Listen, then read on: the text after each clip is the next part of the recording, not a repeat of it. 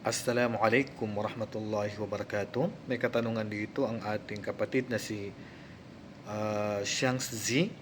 Sabi niya, anong oras po ng pagkatay sa kambing? Pwede ba katayin muna sa gabi at sa araw ng akika lulutuin? Walang problema. Walang problema. Ang pinakamahalaga ay ang sunna po ay kakatayin siya sa araw ng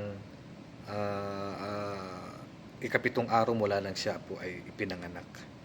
Halimbawa, mula nang ipinanganak siya is 7 days na, so gabi nun is pwede na pong, halimbawa, ngayong gabi ay ka 7 days na po nung bata, so pwede na pong katayin ngayong gabi.